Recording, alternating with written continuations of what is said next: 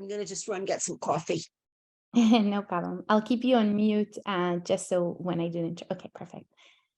Hello, Rabbanit Sternberg.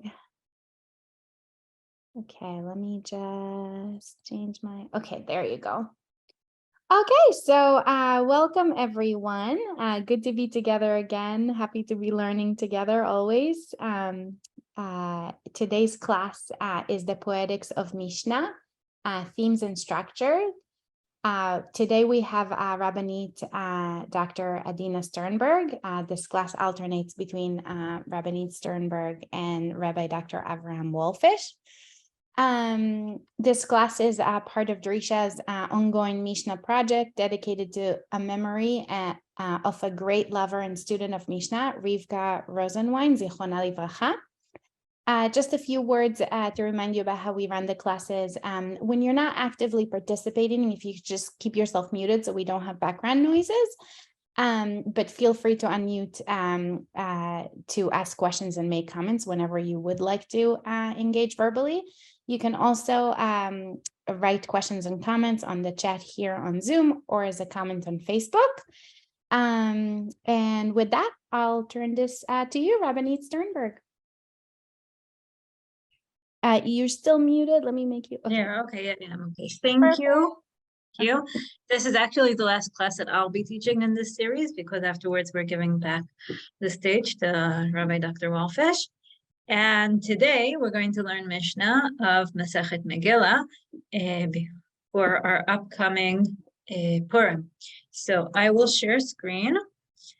Some of you have been with me again in the previous semester, and there we also dealt with Mishnayot of Megillah. There we dealt with the first chapter. So I'm just going to remind us a little bit of what we did in the first chapter, and then we'll continue this time to chapters. We'll see a bit of the second chapter, and then we'll continue to chapters 3 and 4. And we can see this as a preparation for Purim. So in the previous semester, again, some of you were with me, but I'm not sure that all of you were. And Chazara review is always good. So in the first chapter starts with this Mishnah. Megillah nikret ב-11, ב-12, ב-13, ב-14, ב-15, לא פחות ולא יותר. So we have different options of dates where we can read the Megillah. כרכים המוקפים חומה ממות יהושע בן נון, so cities that are surrounded by a wall from the times of Joshua, קוראים ב-15, they read on the 15th. כפרים ועיירות גדולות, קוראים ב-14, so the villages and the big cities that don't have a wall, they read on the 14th. אלא שהכפרים מקדימים ליום הכניסה. This is the wall, the villagers, they can read on the market day, which is on a Monday or on a Thursday that comes before Purim. Okay? So if we're trying to give a topic to the Mishnah, we can say that we have times and places of reading Megillah, or the times according to the different places. I'm skipping forward a few Mishnayot because again, we did this in the first semester. And later on in the chapter, we're told, קראו את המגילה באדר הראשון ונתעברה השנה. You read the Megillah on the first Adar, the year got an extra month. קוראים אותה באדר השני. You need to read it again on the second Adar. אין בין אדר הראשון לאדר השני, אלא קריאת המגילה ומתנות לאביונים. So really there are a lot of similarities between the first Adar and the second Adar, except we're reading the Megillah and giving the presents to the poor people. And from now on, we start this whole long list of Mishnayot that keep on going over this expression. אין בין יום טוב לשבת אלא אוכל נפש שלי לבד, אין בין שבת ליום הכיפורים, אלא שזה זדונו בידי אדם וזה זדונו בחרט, and we're comparing different things. So in the beginning, we started with comparing the Adars, and then we continued to comparing holy days. Now, I'm just going to sum up what we said in that class. After it compares a whole bunch of things, it also compares Shiloh and Yerushalayim, etc. We have different comparisons, and from comparing different holy times to comparing different holy days. And what we showed in that class is that we have really different comparisons concerning different kinds of kedusha or holiness. We have the holiness of time, Shabbat and Yom Tov and Yom Kippur. We have the holiness of speech, different kinds of vows that people make. We have impurity that leads to holiness, different kinds of zav or different kinds of metzorah. We have different kinds of holy writing, tefillin, sfarim, and mezuzot, which lead us also to having the holy Megillah. We also have different kinds of holy people, different kinds of kohanim, and different kinds of holy places, different kinds of altars, Shiloh, Yerushalayim. All of these give us a certain kind of continuum of holinesses and kedushot that we can add to the Megillah and Purim. If you have Yom Tov and you have Shabbos and you have Kippur, you could have also Purim. You can put that in. If you have tefillin and sfarim and mezuzot, you can also put in a Megillah.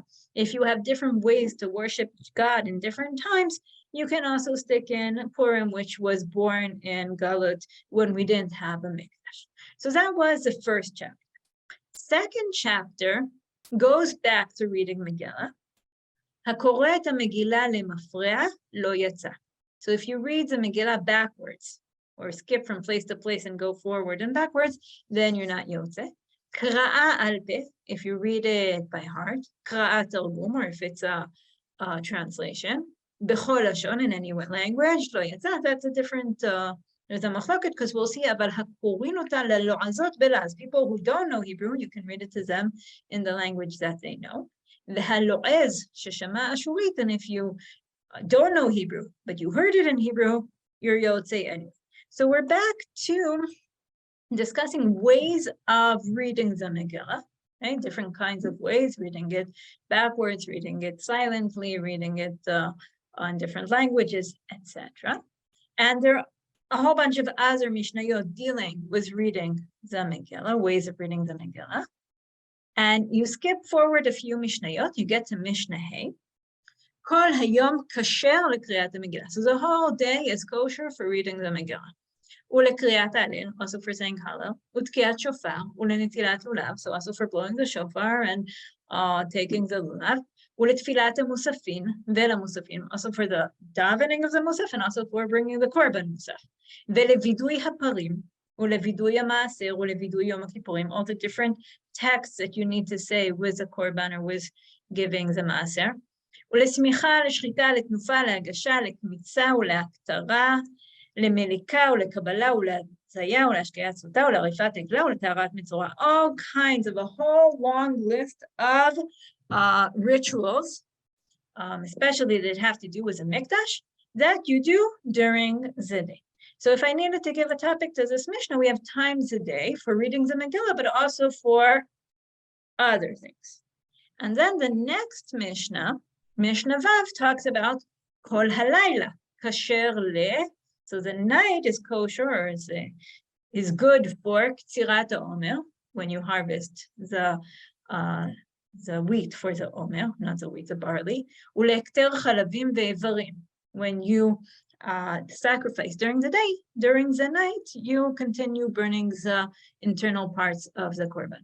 זה הכלל, דבר שמצוותו ביום, כשר כל יום, דבר שמצוותו בלילה, כשר כל הלילה. So things that are for the day, you can do all through the day, things that you need to do at night are good all night long. Okay, so we added the times at night for the other things. Now, when I ask myself, okay, so we had the first chapter and we skimmed through the second chapter. The second chapter introduces our off topics.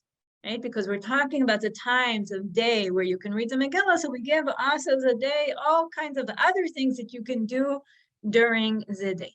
Now, what is the purpose of that? Why does the Mishnah bring in all this whole list of things that you can do throughout the day? What would you say? Ruth, if you're talking, you need to unmute yourself. It's just a thought. It's the way they categorize things. It's not maybe the way we categorize, but it's the way they categorize. Meaning the category is things you do during it that can be done all day. Even though we were talking about Purim a minute ago, now we're just talking about things to do during the day, everything that can be done during the day. Well, what you're saying is you're going with classic associative answer, which is we were discussing things you can do during the day, then let's just add in a whole list. Okay, now Michael doesn't like that. He's raising his hand. Yes. No, I like that, but is it also then, in doing that, listing Megillah and the and Purim as something that is parallel to all those other halachot, many of which are explicit deraises, and it's making it as part of everything else. It's not exceptional. Exactly. You said the mitzvot that are d'oraita. I want to add that most of them are also mikdash oriented, meaning the whole long list in the end had to do with things that you do in the mikdash. These two things have to do, the things that you do at night have to do with mikdash and korbanot, meaning not only are we putting the Megillah together with a well-known framework of all kinds of mitzvot, they're mikdash-oriented mitzvot, because part of our problem is, which is what we also addressed in the first chapter, part of the problem is that we have here a holiday that has no mikdash. All of our holidays have a very dominant component of the mikdash, if not all the components are mikdash. Meaning, we're not going to discuss this today, but if you think of the lulav, lulav is something that you mainly do in the mikdash. We don't feel that because we do it at home, but really the main component of lulav is in the mikdash around the mizbech. Blowing the shofar, we're used to doing it in our shul, but it was part of bringing the sacrifices in the mikdash, etc., etc. So all kinds of things really, let me see if I can do this 1 second. Can I go back up? Yeah. Okay. So what do we have here? We have the halal that you say together with the sacrifices, the musafim that are sacrifices, and filat musafim that is parallel to the sacrifices, and smicha, shchita, all of these things you do with the sacrifices.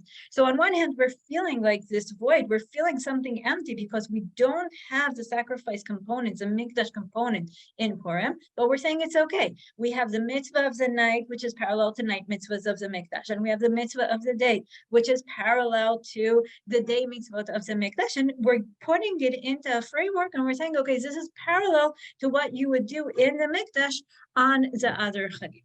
So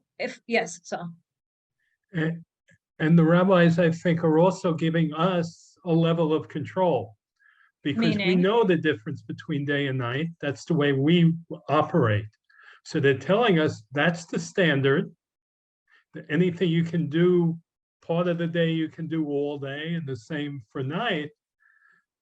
And that's also moving away from the mikdash and telling us within our responsibility, we know how to divide it. Okay, wonderful.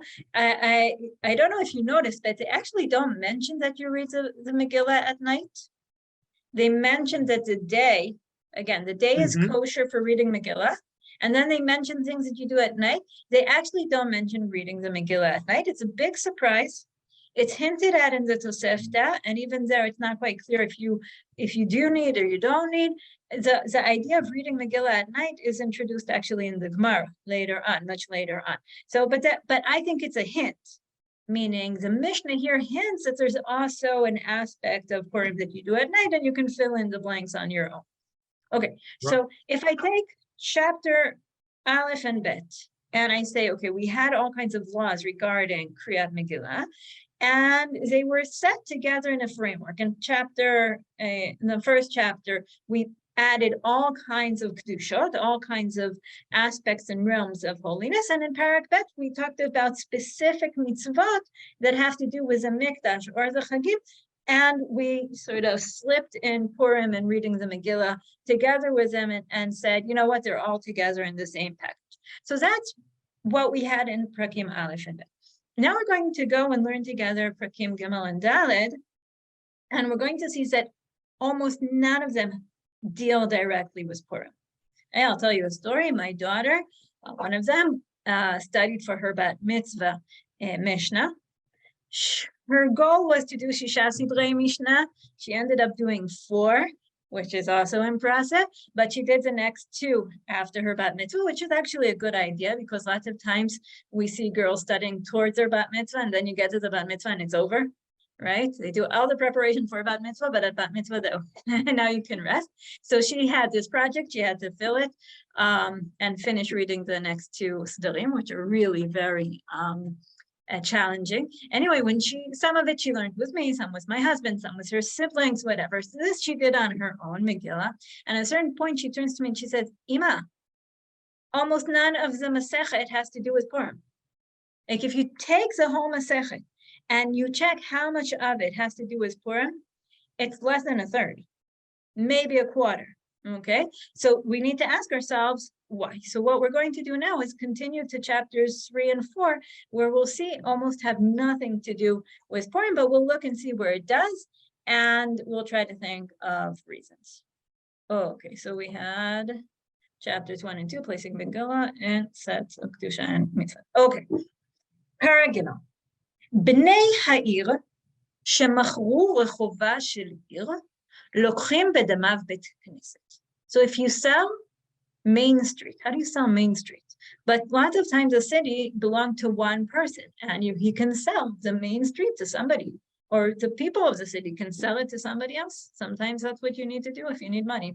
Okay, so if you have money from selling the Main Street of the city, you can use that money to buy a shul. Bet Knesset lokchim teva. If you sold the shul, you can use that money to buy the teva, which is sort of like it sounds like a kind of a box, but it's the prototype of our Aron Kodesh. It's where you put in the Torah. Teva lokchim mitpachot. If you sold this teva, this ark, then you can take the cloth with which you cover the Torah. Mitpachot lokchim sfarim. If you sold these mitpachot, you can take books, which is books of the Torah, but separated out to the different books, scrolls, but that have only one chumash on each one of them.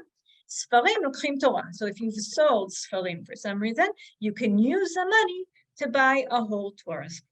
Aval, however, im machru Torah lo yikchu sfarim. If you sold a Torah, you can't use that money in order to take the separate out books. Sfarim lo yikchu mitpachot. If you've sold the sfarim, you can't use that money to buy the mitpachot. Mitpachot lo yikchu teva, teva lo yikchu bet hakneset lo yikchu et rechosh. Also with the money that's left over.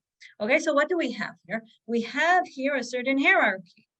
Things that are more holy than others. The top is the Torah, and then the separate scrolls, and then the things that you use to wrap the Torah, and then the ark that you use to put the Torah into, the wrapped Torah into, and then the shul that you put the ark into, and then the main street where the shul is, or where sometimes people daven on fast days, etc. Ein mochrim et shel rabim leyachid, mipnei shemoridin oto mikdushato divrei Rabbi Yehuda. So Rabbi Yehuda comes and says, you know what? Not only can you not sell from a lower kedushata, from a higher kedusha to a lower kedusha, also if it's something that belongs to a lot of people, like a shul that belongs to a lot of people, if you sell it to one person, that degrades its kedusha. So here we also find out the whole principle that we can't degrade the kedusha. Amru lo im ken af lo me'ir gdola le'ir ktana. So according to Rabbi Yehuda, the quantity affects the quality. If it belongs to a lot of people, the kedusha is greater. And Chachamim say no, but then you might say that you can't sell a shul from a big city to a small city, and they don't like that idea. Okay, so what is the topic of this Mishnah? Again, has nothing to do with Purim. We have levels of kedusha for sake of selling things to buy other things, right? We sell one thing in order to buy another thing. Okay, and we have really a hierarchy of kedushot, and we're noticing also the quality and the quantity that has an effect on the kedusha. Okay, so I'm putting here on the side levels of kedusha as our topic. And we're going on to the next Mishnah. Ein mochrin bet hakneset אלא על תנאי שאם ירצו יחזירו, דברי רבי מאיר. So Rabbi Meir says, I actually feel very uncomfortable with this concept of selling, the shul. So I'm selling it, I'm willing for us to sell it only if we have the option of buying it back, okay? The Chachamim say it's okay, you can let go of the shul. If you have to sell it, you can sell it forever.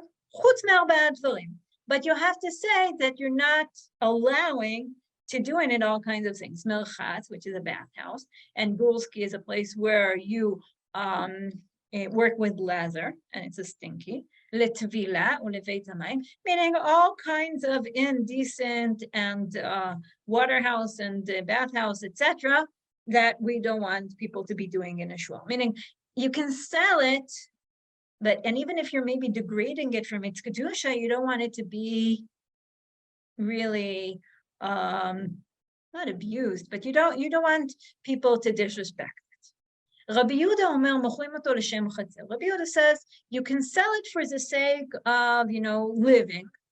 And it ends up that whoever bought it will do whatever he wants. You're not selling it in order for it to be disrespected, but you also don't have control on what people are going to do with it later on. So if we ask ourselves, what's the topic of this Mishnah? What would you say?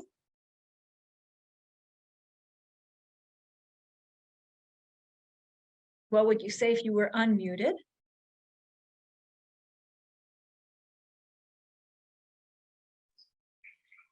The appropriateness of selling certain things. Okay, well, it's not certain things because we're talking here about the shul, right? Yeah. We're talking specifically about the shul. So I wrote to myself, designated purposes that allow selling shul, right? What, why, and when? For what purpose can I sell a shul? Not why am I selling it, but what will it become after it leaves? Sometimes people really they're willing to sell something that's really dear to them, but they have an agreement with the people who buy it. Okay, I'll let you have this shirt, I'll let you have this dress, but don't wear it at. Or I'll let you have my car, but take good care of it, right? That kind of thing. Okay, so we're selling our shul and it's dear to us, and we don't want people to be disrespecting it. So we're putting here is that, can you sell a shul? I had to make it smaller to fit into the side, and we're continuing to our next Mishnah. But just a moment, yes. I mean, isn't Rabbi Yehuda saying exactly the opposite? That just like you can sell other things, you can sell a shul? He that is saying it, it may sound good because it's a shul that you give restrictions and maybe you can go back on your deal, but everybody knows you can't sell things like that. The Rabbi Yehuda is trying to say you solve your psychological problems for yourself, but you can't restrict other people, right? Meaning you can say, I'm selling it and take good care of it, but are they going to take good care of it? That's not up to you. They'll do whatever they want. You can say what you want. Okay? Okay, I'm continuing to our next Mishnah. Now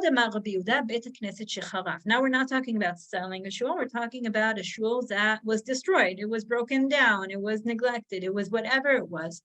And maspidin betocho, okay, you can't turn it into a place of mourning. The en mafshilin betocho chaverim, you don't make it into like a working house. Then polsin letocho mitzudot, you don't hunt there. Then shotchin al gago pirot, you don't put on the top, you drying out fruit. Then osin oto kapandria, you can't make it a shortcut. Sheneemar vehashimoti et mikdashechem, I will make your mikdash, your holy places, barren. Kedushatan af kshehen shomemim. Even when they're empty, they're still holy. Alubo asavim. If we start growing there all kinds of grass and stuff like that, weeds. Lo yitlosh mipnei ogmat nefesh. So don't take them off because of ogmat nefesh. Now it's a good question. What exactly that means? But some of the commentators say you want to leave it like that. You want to feel bad. when you see the shul. If you start cleaning it up, you might not feel so bad when you go by and see the place in ruins. So it's kind of to psychologically affect you to feel bad about the state of the shul. Okay, so what is the topic of this Mishnah? How long Kedusha lasts. And in a sense, it continues to last. So how are we going to deal with a shul that was, right? What are the designated purposes for a destroyed shul? We're not getting any money out of it, right? But we can still respect it even though it's destroyed. What I find very interesting about this Mishnah is that we have a parallel here between the shul and the mikdash. Why? Because the pasuk, v'hashimoti et mikdashechem, is talking about a mikdash. Now, the Mishnah took it towards any place that's Kaddish, still stays Kaddish, but the word mikdash in probably means temple. Yes, Michael. How do you navigate between Rabbi Yehuda said before about selling, seems to be the act of selling the synagogue, and then you're not worrying about ultimately what it will be used for, versus a synagogue which has not been sold but ruined on, falls into a ruin, and you have all these restrictions. Well, I think that Rabbi Yehuda is focusing on psychology, meaning if you have to sell it, you can say that the kedusha transfers to the money, and then you can use the money for something more whole. But you sold it. Now you're feeling bad about selling it. So say that you're selling it for a good purpose. But what they do with it afterwards, it's not up to you. However, if it's destroyed, you haven't transferred the kedusha to anything else. So you can feel bad with it being destroyed. You can respect it. Okay? Okay, so we have this parallel between the shul and the mikdash, which sort of slips in here, and the idea of kedusha keeps on coming back. Okay, so we put here destroyed shul holiness, and we're continuing to our next Mishnah. Rosh Chodesh Adar shechal liot b'Shabbat. Korin b'Parshat Shkalim. So if Rosh Chodesh comes out on a Shabbos, you read that Shabbat on the Parshat Shkalim. Mamish, what we've been doing these past weeks. Chal liot b'toch Shabbat, if it comes out during the week. Makdimin l'shavar, so you read it before Rosh Chodesh. Umafsikin l'Shabbat acheret, then you have a Shabbat where you don't have anything that you read special. B'shniya zechol, this is what we had this year, right? We had Shkalim before Rosh Chodesh, then last week we didn't have anything special. This coming week we'll have zechol. B'shlishit para aduma, b'revi'it hachodesh hazeh lachem, b'chamishit chozrim lechesidran, and the fifth Shabbos you go back to the regular order. Lakol mafsikim, and you stop for each one of these following occasions: berashei chodeshim, beChanukah, uvePurim, beta'aniyot, uvema'amadot, uveyom kippurim. So for all these special readings, you stop. There's a machloket in the commentators. Do you stop the regular Torah reading, or you just stop the regular Haftarah reading? Okay, but we have here a list of all these special readings. So first of all, we've kind of switched topic. Up till now, we've been discussing the shul, and now we've transferred to a new topic. Well, how would you discuss? How would you define the topic of our Mishnah?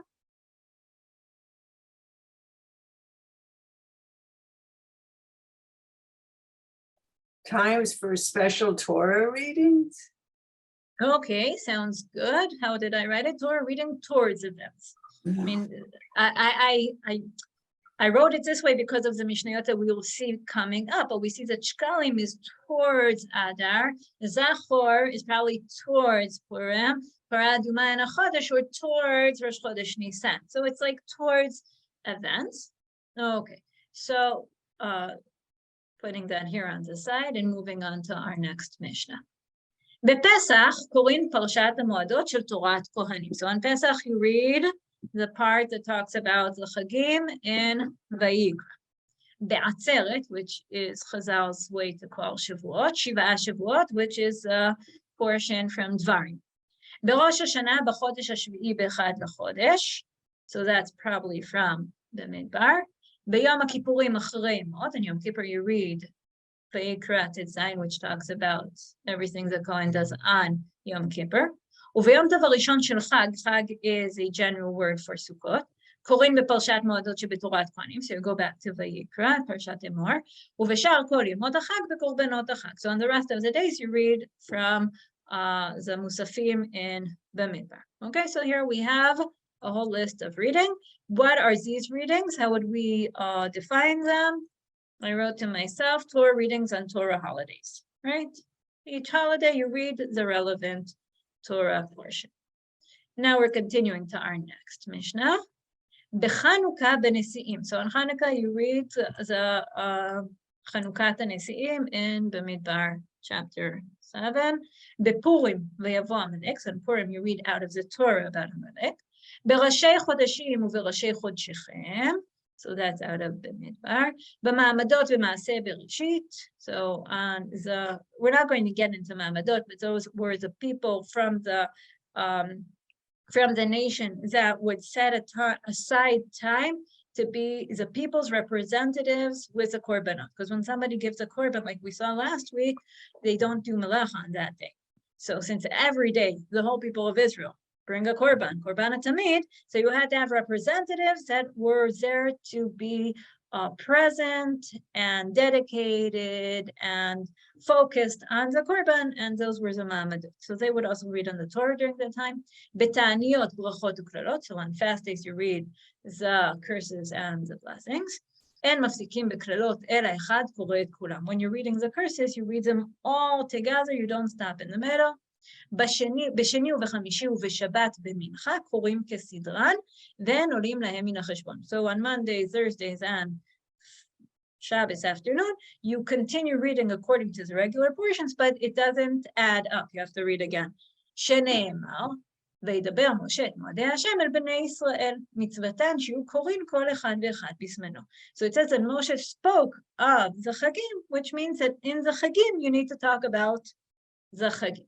So what do we have here? I'm going to continue a little bit quickly so that we get everything in. I wrote for myself, Torah reading on rabbinic holidays. It's not only rabbinic holidays, but we have your Hanukkah, we have your Purim, we have your Zamamadot, which were Chachamim put in. So it's not the holidays, it's something like a little bit lesser.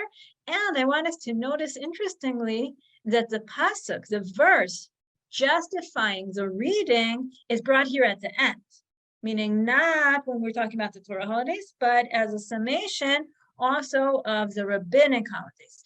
Okay, so what do we have here? We have here reading rabbinic holidays. So we more or less finished the third chapter.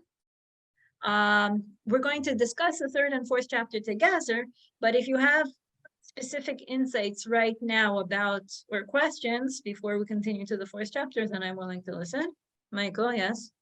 Well, just that the very act of saying Hanukkah and Purim are in the Torah is a real statement, right? That there's something about the Torah portion that can be read that is related to Hanukkah and Purim.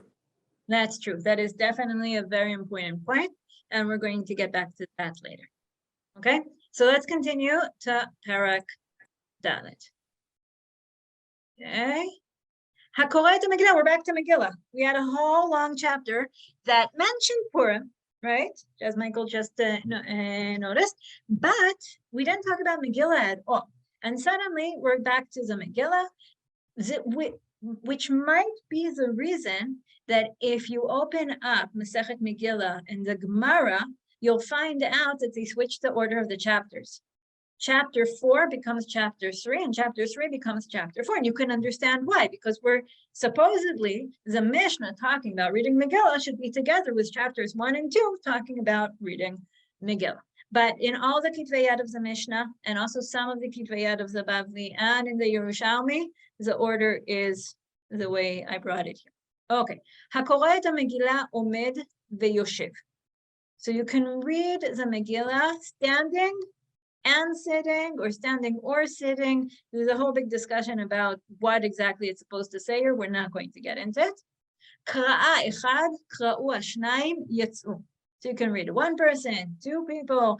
If you have lots of times in women's reading, each woman gets a different chapter, right? So that as many women want can be in the reading, etc. Makom shenagu levarech yivarech, v'shelo levarech lo yivarech. Remember talking about minhagim last week? Okay, so some places did say the bracha, some places didn't say the bracha. בשני ובחמישי ובשבת במנחה, קוראים שלושה. We just saw that at the end of the previous chapter that we read on Mondays and Thursdays and Shabbos afternoon. So you have 3 people reading. אין פוחתין ואין מוסיפים עליהם. You can't have more, you can't have less. ואין מפטירין בנביא, you don't have הפטרה. הפותח והחותם בתורה מברך לפניה ולאחריה. So whoever reads, when you open and when you close, you say the bracha. Not exactly what we do today, but we won't discuss it now. Okay, so what's the topic of this Mishnah? What is this Mishnah talking about? Talking about 2 things, so you're welcome to say 2 things if you want.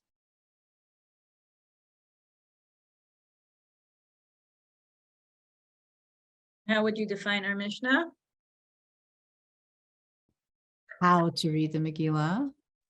Okay, how to read the Megillah. Wait, I really had a problem with this when I tried giving the titles, because also in chapter 2, we talked about how to read the Megillah, that you can't read it backwards and you can't read it by heart. So I didn't want to write how to read the Megillah because it's not exactly how. I mean, it's a different kind of how. So Michael, what do you want to say? Well, is there a distinction? Is the Mishnah recognizing here a distinction as much as it's collapsing Torah reading and Megillah together? It's still recognizing a distinction. I don't think they would read Torah sitting down. Exactly. That's an important thing. We'll see that also. So on one hand, I called it the setting of Megillah reading and mini Torah reading, okay? Because it's a setting, like what comes before, what comes after. If you're standing, are you sitting? How many people, okay? So it's a setting. Also setting Right. here has a dual meaning because how we set it, setting it into motion kind of thing. Okay, so we have the setting of Megillah and mini Torah reading, and you're right that on one hand it compares, but it also contrasts. So we have the setting of Megillah reading and we have the setting of mini Torah reading, and they're similar in some ways and they're put together, but they're also, we can see the differences between them. Okay, Right, but let's go. aren't they also, one is driven by minhag and recognized as custom, and the other is talked about as we're giving you the rules of what you should do. And we recognize both. We recognize that there may be customs that work in different directions, and that's fine. But we want to tell you, stop with your customs on Monday and Thursday. We have to tell you exactly how to do this. Okay, which is where we contrast. Also, the custom is not whether or not to read, but whether or not to say the bracha. Okay, meaning the bracha for Torah reading is a set bracha, and the bracha for Megillah reading is dependent on minhag, which is very interesting. Okay, I'm continuing to the next Mishnah. It could be. Yes. You're muted. You're not. I'm so sorry, I accidentally muted you. Okay, Jennifer, say again. Sorry. It could be like framing the Megillah reading and the mini Torah reading. Exactly. Yes, we'll get back to that soon. בראשי חודשים ובחולו של מועד קוראים 4. So on Rosh Chodesh and Chol HaMoed, you have 4 people reading. אין פוחתין מהן ואין מוסיפים עליהם. 4, no more, no less. ואין מפטירין בנביא. Rosh Chodesh, Chol HaMoed, you don't have הפטרה. הפותח והחותם בתורה מברך לפניה ולאחריה. So this is pretty clear that when you're reading Torah, you say the bracha. זה הכלל. כל שיש בו מוסף ואינו יום טוב קוראים 4. If you have musaf, it's not a yom tov, you read 4 people. ביום טוב, 5. ביום הכיפורים, 6.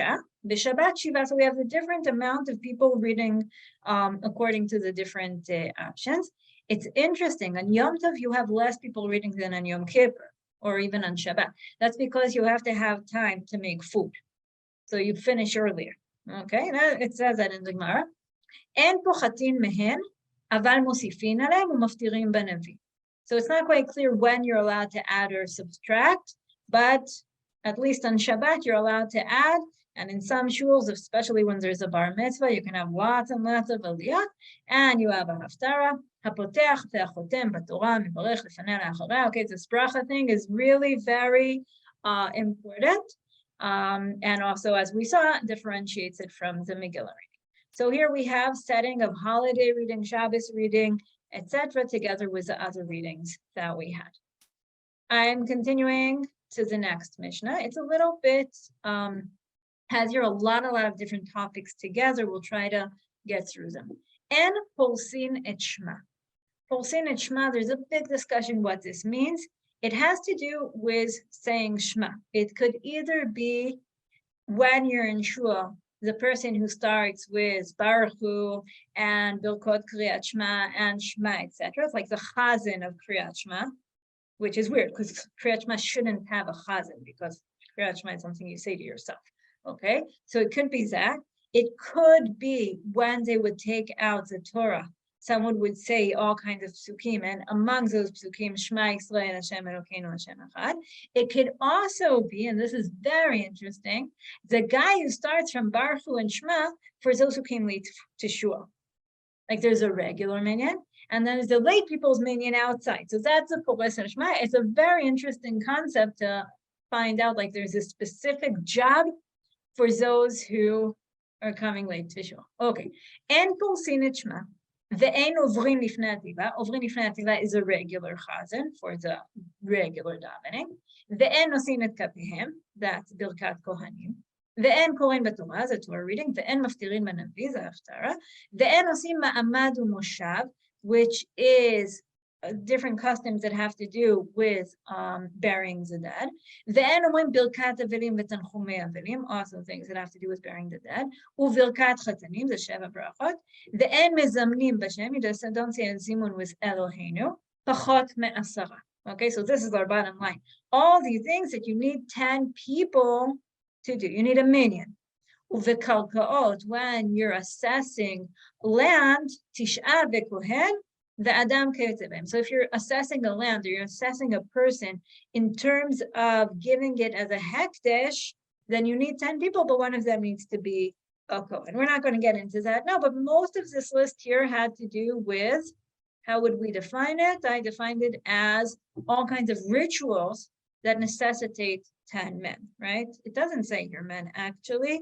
The Gemara will say that later. There needs to be 10 men, okay? So we have all kinds of rituals. It has to do with Shema, but it also has to do with Kriyat Torah. It has to do with davening, and it has to do with Haftarah. It has to do with all kinds of different rituals that need 10 men. Okay, I'm continuing to the next Mishnah. Hakoreh b'Torah lo yifchot mishlosha psukim. לא יקרא למתורגמן יותר מפסוק אחד, ובנביא שלושה. So if you're reading the Torah, you have to have 3 psukim at once, but you read one at a time to the translator. During the times of Chazal, they would translate the Torah into Aramaic because most of the people didn't know Hebrew. Uvanavi shlosha, the Navi, you can read 3 consecutive ones before you stop for the translator. Hayu shloshtan shalosh parshiyot, korin echad echad. Sometimes you have a pasuk that's parsha within itself. Okay, you have some space before and space afterwards. It stands on its own, so then you can read it on its own. Medargin b'navi ve'en medargin b'Torah, meaning you can skip inside the Navi. We did that not long ago, where you read from one Navi and then you skip forward a little bit, but not in the Torah. That kama hu medareg, how much can you? Ad kedei shelo yifsoka miturgaman. So if the translator has time to, he's still speaking, then you can, go forward a few pages to get to the next pasuk. I remember when I started my MA, and we had this whole big convention of all the people starting their MA, and the professor who talked to us, he said, well, you should know we don't have a lot of people to advise, to be advisors for the MA and for the thesis and for the dissertations and whatever. So you want to convince us that we want to take you under our wing, and you want to write your proposal. It needs to be, now this was, 15 years ago, okay? You need to write a proposal. It needs to be short enough that we can read it while we're waiting for our computer to turn on. Okay, that was his definition. Okay, so this is the same definition here. You can skip forward in the Navi while the translator is still speaking, but not more than that. Don't start going too much ahead or too much. Okay, so what do we have here? How did I define this? Length and sequence of Torah and prophet reading. So I'm putting this here on the side and continuing on. My mouse kind of freaking out on me, so I am hoping we'll be okay. Next, המפטיר בנביא הוא פורס על שמה, והוא עובר לפני התיבה והוא נושא את כפיו. Meaning the guy who got the haftarah, he gets to be also the guy who's there for the lay people, or the guy doing shema, and he gets to be the chazan, and he's the one, and if he's a kohen, then he can also be the one saying Birkat Kohanim, to being the lead singer of Birkat Kohanim. ואם היה קטן, אביו או רבו עוברים על ידו. Meaning sometimes we can learn from here is that a minor can read the haftarah, but he can't do the other things, so his father or rabbi will get the honors instead. We can cause this a connection between the different rituals, and the Parshanim will say the lesser rituals. Like, you got to be maftir, you got haftarah, okay, we'll give you other stuff to do. We'll, honor you with something else to take care of your pride that you got only the haftarah. Of course, nowadays it works the other way around. You agree to do the haftarah, you get to do the other stuff also, because we don't want to look for another chazan, right? Okay, help us out by not making us work more to look for somebody else. If you can notice, I put this, the Mishnah here, it reminds us of the Mishnayot that talked before about the different rituals, right? So we have all kinds of rituals, and we can understand that some of the rituals are more, have higher profile than the other ones. And okay, so we're back there to the rituals. We're going to the next Mishnah. I didn't summarize this on the side. We'll see later, first of all, because I didn't have room left. But I'm going to put a few Mishnayot together now in terms of the topics. Katan koreh b'Torah u'metargem. Okay, so the minor can read the Torah. Nowadays we don't do that, but some of the some religious groups do, like Teimanim sometimes allowed, some Marokkaim, okay. U'metargem, but he can translate. אבל אינו פורס על שמה, ואינו עובר לפני התיבה, ואינו נושא את כפיו. So all the things that we said in the previous Mishnah we're going to give to his father, he can't do himself. פוחח. פוחח is someone not dressed enough. Every person has a different definition. It can be somebody who doesn't have shoes on, it could be somebody who doesn't have socks on, it could be somebody who doesn't have sleeves long enough. It depends who you ask, okay? Different mothers, you know how someone's about to go out of the house and the mother says to their child, but you're not dressed, that kind, okay? So the definition of you're not dressed is different, differs between whether you're a teenager or you're an adult, if you're a mother or you're a father, if you live in Israel or you live in America, okay? Different, you're not dressed, changes from place to place. Okay, so the pochech is someone who's not dressed enough. Pores et shma u'mitargem. So he's an adult, so he can be the one who represents people for shma, and he can be the translator, but he's not respectable enough for אבל אינו קורא בתורה ואינו עובר לפני התיבה ואינו נושא כפיו. Okay, so there's some things he can't do because he's not dressed respectably. Suma is a blind person. פורס את שמה ומתרגם. So he can say the Shema because he can say it by heart, and he can also translate once he hears. He can't read in the Torah itself. And here Rabbi Yehuda has an interesting statement. Rabbi Yehuda omer kol shelo ra'a meorot miyamav eino pores al shema. If you didn't see the light, then you can't talk about borei meorot. You can't talk about the wonders of the universe and everything that's in the sky if you've never seen it. Rabbi Yehuda, you should know, elsewhere has this whole big shita about how blind people aren't really part of mitzvot. So it's part of this general idea, but or not, but that's a whole big discussion we're not going to get into today. So what did we have here? I called this the minor and the blind's roles in the rituals, okay? Which rituals can the minor do, the blind do? Different people, which rituals can they do and which rituals can't they do, okay? I'm gonna continue. Now we're talking not about the minor or the blind person or the person that's not dressed enough. Now we're going to talk about the Kohen. Kohen sheyesh biyadav mumim lo yisa et kapav. So if he has some kind of blemishes in his hands, he can't be a Birkat Kohanim. From here, you can understand that not always did they cover their hands with a talit. They used to just hold their hands up without having something covering it. Otherwise, it really doesn't matter. Rabbi Yehuda omer, or we'll see that. Rabbi Yehuda omer, af mishu yadav tzvuot isti sufua. If his hands are dirty if they have paint on them or grease on them or whatever, he also lo yisa et kapav mipnei sheha'am mistakrim bo. You want people to concentrate on what you're saying on the bracha and not to be looking at your fingernails, right? Again, later on, the minhag of covering the hands with a talit came by, but this is before that. So here we have also another one of these rituals. This time it's Birkat Kohanim, and the person who looks different, who can't be part of them, right? So what do we have here? Okay, the different Kohen in the rituals, and I put this all together as rituals and the different, okay? The minor, the blind, the one who's not dressed enough, the Kohen, all the different differences in whether or not they can do these rituals. Okay, let's continue. We're almost at the end. Ha'omer eini over lifnei teva b'tzvu'in, af belevanim lo yavo. This has to do with something cultural, with how you're willing, what you're willing to wear, what color your tallis is, what color your clothes are. And if somebody has these all kinds of fashion comments, he might not be part of it. Besandal eini over af yachef lo yavo. We're again, in terms of cultural dressings, we're not going to get into that. If he does his tefillin, if it's circle instead of square, it's a sakana, it's dangerous, but it's also, you're not used. If he puts it on his forehead instead of on the top, or if he puts it on his hand in the wrong place, right? This is someone who doesn't go according to our Torah and our halakha. Tipan zahav v'netanan and beit unkalisha. Again, if he puts it in the wrong place and he covers it with gold, so these are the out people. These are the outcasts. So I'm not going into all of the different details. I also don't remember all the details.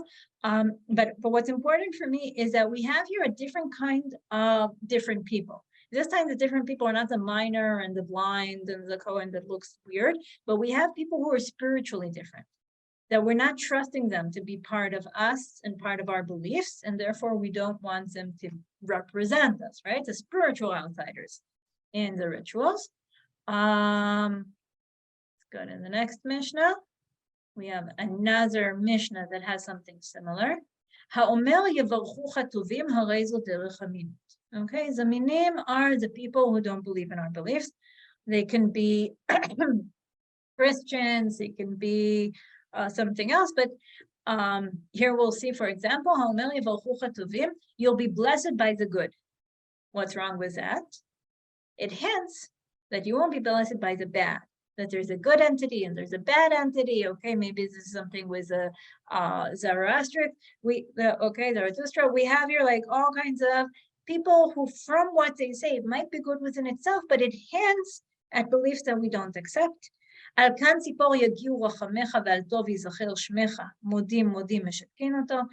if he says that you're merciful for the birds, right, where you need to send away the mother before you take the babies, or you're good, you'll be remembered for the good, or we thank you. It sounds like maybe there are two entities. So we say, quiet down. If he's not saying things explicitly, we also quiet him down. Someone who translates that you're not allowed to give of your offspring to the molech, if he explains, meaning don't make your child an Aramean, not that you're not giving him to the molech, that you're turning him into an Aramean, meaning you're intermarrying.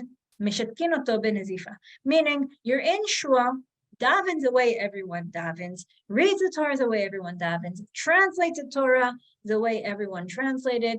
Don't start putting in here all kinds of different beliefs and, again, the spiritual outsiders, okay, which is a different kind of different people. And our last Mishnah, which is actually pretty surprising, is Ma'aser Reuven nikra velo mitargem. In the story of Reuven sleeping with his father's concubine, we read it in the Torah, we don't translate it. Ma'aser Tamar nikra v'mitargem. The story of Tamar we read and we translate. Like it's a certain kind of censorship. מעשה העגל הראשון נקרא ומתרגם, והשני נקרא ולא מתרגם. So the first part of the Egel story we read and translate, the second part we don't. ברכת כהנים, מעשה דוד ואמנון, לא נקראים ולא מתרגמים. Okay, so some things, most of them are in the Nevi'im. ברכת כהנים, I'm not going to talk about it now. You don't read, you don't translate. אין מפטירים במרכבה, ורבי יהודה מתיר. The story of the Merkava, the divine presence. You don't have to read it in shul. There's plenty other things to read. רבי אליעזר אומר, אין מפטירים בהודעה את ירושלים. So Rabbi Eliezer says, the story where you say all the bad things that Jerusalem did in a very explicit and actually vulgar language, that also you don't have to say. So if we want, we can call this Mishnah, we can consider it as censorship, right? We don't have to read everything. Some things we can keep quiet. We don't have to translate everything. We do need to read almost everything. We don't have to translate everything. In the Haftarah, we don't have to read everything, etc. Okay, we have a few more minutes, and what I want to do in these minutes is to try to figure out what did we do here? Why do we have 2 whole chapters that mention once the Torah reading on Purim and have a half a Mishnah that deals with Megillah reading on Purim? And that's it. What are these Mishnayot trying to tell us? What is the message here? What is the Mishnah trying to tell us? Okay, so first of all, we had chapter 3, right? We have levels of Kedusha. We discussed selling the shul, the holiness of a destroyed shul. We had the readings towards events and on events. That was in the 3rd chapter. And in the 4th chapter, we talked about the setting of the Megillah reading and the setting of the mini Torah reading and the setting of the holiday reading, how exactly you do it, not the content, but how. And then we had all kinds of rituals. The rituals was 10 men. While some of those rituals had to do also with reading the Torah, but we also had rituals, other kinds of rituals. And we talked about who can be part of these rituals, who can't be part if you're a minor, or if you look different, or if you can't appreciate things. Like if you're blind, maybe you can't appreciate things. And also some things we also decided to censor. So I'm going to give you guys 1 minute to tell me, what is this doing here? Why did the Mishnah in Megillah give us these 2 chapters? What is it trying to tell us?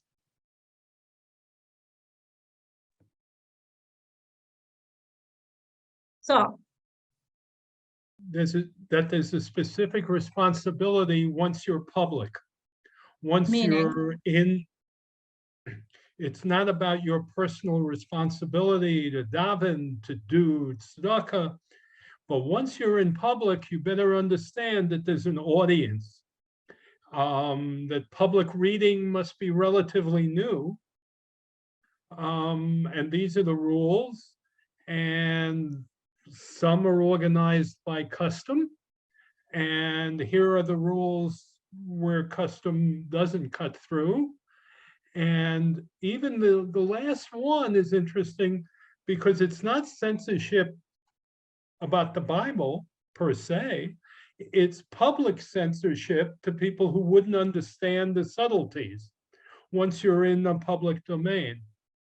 And the rabbis are concerned about a consistency of our approach in public with these levels of Kedusha. Okay, very nice. Also, you talked about responsibility also before. I think I'd like to kind of divide these 2 chapters. And in the 1st chapter, the 3rd chapter, however you want to say, we're creating Kedusha of a shul, right? And the Kedusha of the shul stems from the Torah because the shul embodies Teva, which embodies the Torah. Okay, so, and what you do in shul is you read the Torah. So we have this Kedusha of a shul. In the 4th chapter, we're talking about filling the shul with content, meaning we have the Torah reading on one hand, but we also have the davening and the rituals. A lot of these rituals have to do with davening. So we're sort of building the shul and then filling it up. Some people might say that we prefer to start the 4th chapter already with the readings towards the events. But we have here really like two aspects of one of creating the Kedusha of the shul and the other one of filling the Kedusha of the shul. But I think when we try to ask ourselves, okay, why is this here? So some scholars say, well, you know what, we didn't have enough content to write about Purim, so we decided to put in 2 chapters about reading the Torah, okay?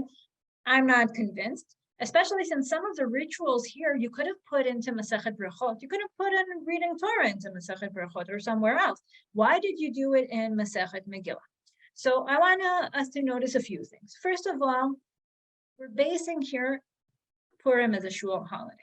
If in the first 2 chapters, we wanted to set Purim together with a Mikdash context, now we're creating a new context. We're creating Purim as a shul holiday. We're building our shul and saying shul is, you had the Mikdash for all the other holidays, Purim is a shul holiday.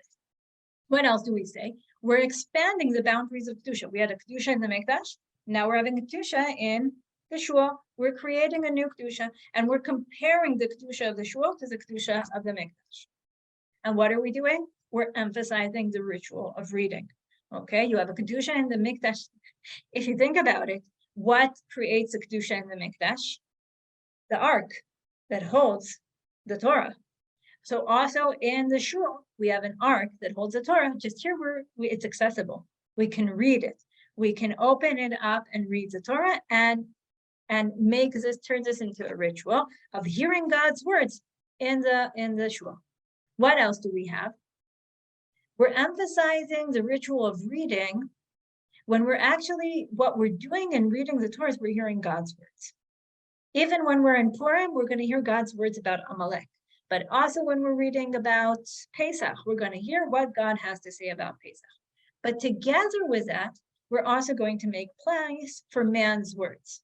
Because a ritual we'll put in tefillah and we'll put in Birkat Kohanim. I wouldn't know where exactly to put it, but we have tefillah and we have the brachot of Kriyat Shema, and also we have the Megillah, because the Megillah is also man's words, right? Okay. What else do we have here? We're also creating a community, meaning we're building a shul. We're filling it with a spiritual content, but we're also creating a community. We need 10 people, what Saul called the public. We need things in the public domain, but once we create a community, we're also going to have communal and educational boundaries. Who can take part in which thing and how it affects the public, and also what contents do we want the public to have? Okay, so we have on one hand, we have God's words and we have man's words, and we're doing this in a new domain called the shul. 2 more things I want to say about this is, so we have here another base for, in a sense, we sort of shifted. We shifted from trying to find a place for the Megillah in the old world and creating a new world in which the Megillah will sit more comfortably, right? In the shul, together with ritual readings and together with other rituals that we're doing together. So we're finding a home for Purim, which isn't in the Mikdash, but in another holy place. But also this question of what do we do in shul? Do we hear God's words or do we talk to God is a dilemma that we have about the Megillah. Because what's a dilemma that we have? On one hand, we can see the Megillah as a kind of Torah reading, Pirsumei Nisa. We want to hear what the story has to tell us, right? But on the other hand, we can also see it as a form of davening. Because according to Chazal, maybe this is a halal of Purim, where we're talking to God and we're saying thank you for what he gave us. So the Mishnah itself, besides finding a home for reading the Megillah and making it feel comfortable together with other readings, also gives it another context of tefillah. So that's it for today. It was nice talking to you. Sorry I took up a couple extra minutes. And if anyone has questions, I'll be happy to answer. That's beautiful. Like what that fits in with the movement from the Mikdash to the Mikdash Ma'at. That's exactly. Very nice. Thank you so much for this. I'll just say one more sentence. I think part of learning a Mishnah, on one hand, it's a challenge, because I could have told you all this, in a couple of sentences. What Chazal do is that, but when you learn the Mishnah and you're looking for the logic and you're going through this process of making it sound like making it sit well and thinking about it also takes us through this process of what are you trying to tell us? How are you taking all these details and telling us a new story, right? So halakhically, all you're doing is putting the halakha together, but it makes a certain kind of impact. It gives us a certain kind of effect that when we think about it, also becomes an educational message. Okay, anyone else? I just have to thank you so very much. I hope you come back soon. I've got a dash. I just wanted, I couldn't leave without saying thank you, thank you, thank you. Thank you, guys. You've been a wonderful audience. Sorry. And thanks to everybody for your comments. I've learned so much. Forgive me. No Thank you problem. so much, Rabbanit Sternberg, and thank you so much to all of you who joined us. Next week, we will be with Rabbi Dr. Avram Wolfish, and thank you again, Rabbanit Sternberg, for everything. We hope to see you again soon next week and also in our other classes. Just a note, in case any of you don't know, we have a special program for Purim this Sunday at 1 p.m. Eastern. You can learn more about it and register at purim.drisha.org. So I hope to see you there. And thank you so much again. Lehitraot. Bye-bye.